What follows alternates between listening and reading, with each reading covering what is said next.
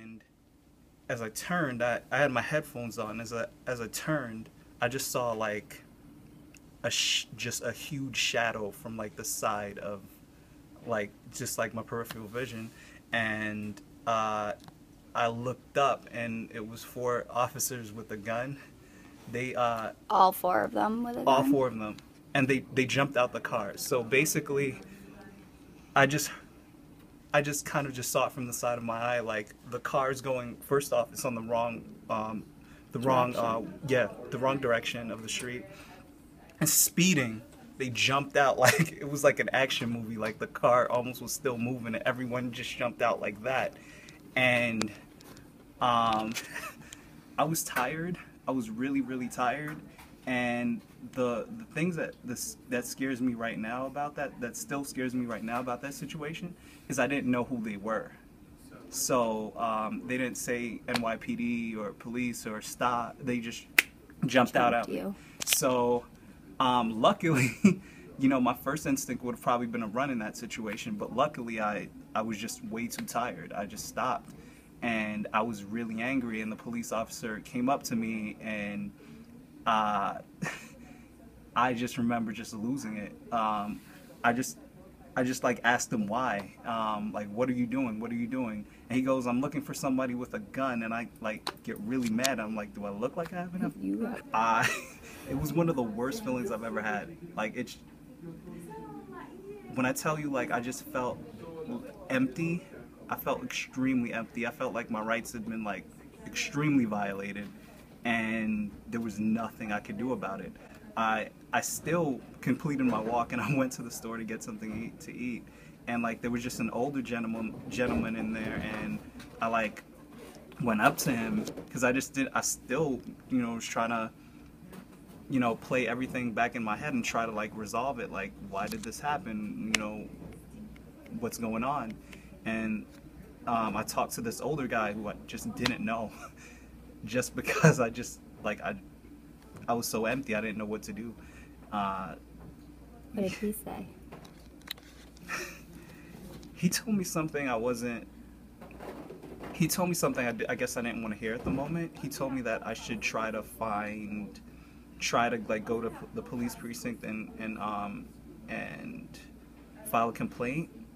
But honestly, I didn't even know what precinct they were from. And there's some things that you kind of learn going into the like how you operate. Like growing up, one thing that you learn is like how to not be a threat, how to not look like a threat, even when you're not a threat. So it's like this whole thing, like it's so damaging mentally.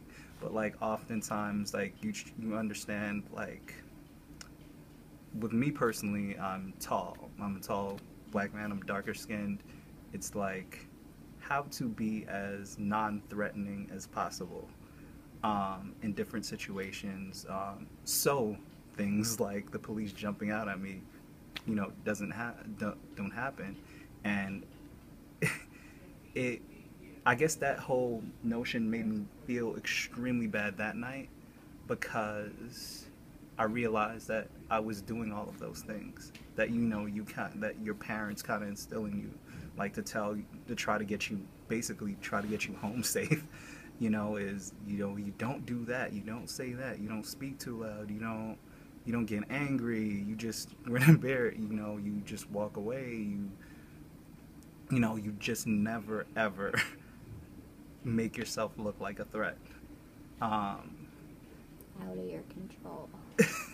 Unfortunately. it's out of your control.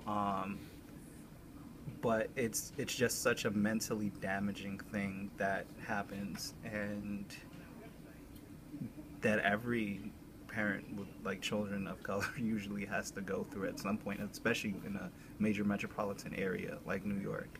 Um, it's a thing that I don't. It's a reason why I don't know necessarily if I want to have children, because it's a hard thing to explain to someone. It's a heartbreaking thing to explain to someone. Like, you mean I didn't do anything wrong? Yeah, you didn't do anything wrong, but you could have looked like you almost looked like you did. You know, you. It's so damaging. Um, some people have notions that are ignorant, that aren't necessarily true. I mean, that aren't true um, about you because of your skin color, or where you're from, or whatever, what have you, and they will attribute different stereotypes to you that have nothing to do with you. And you just have to be aware of these things and ignore them and carry yourself in a demeanor in a way that they cannot attribute these things to you. So they'll leave you alone, and and you won't be bothered, and you'll be less likely to be in a situation where you're targeted for anything, which is a more like just to tell that to a 7 or 8-year-old is crazy. And I think when I got that lesson as a kid, you kind of ignore it, but like you listen to it, but you kind of ignore it. Like, what are you talking about? Then when you're in that situation, you kind of know what to do. It's just like, okay, do everything they tell you to do, which is unfortunate. So if you're in a place where your civil rights are violated, I don't even know what to say. That is a tough one. I didn't think it was so volatile growing up, but obviously I was really young. But it's just something I learned, was just that in a certain community, like the police aren't necessarily your friends. It's not like kids in my neighborhood aspired to be police officers. You just didn't. It was just, you just kind of viewed them in a negative light because of the treatment. We were scared of the police. Yeah.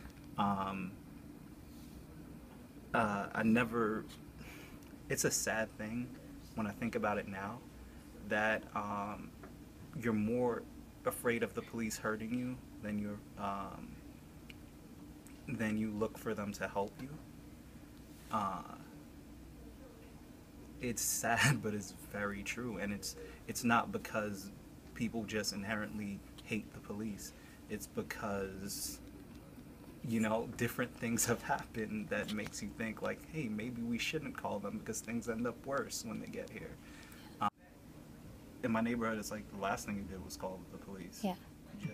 But I think the only thing I would really want to happen from that situation is to know that, like, I don't care about an apology.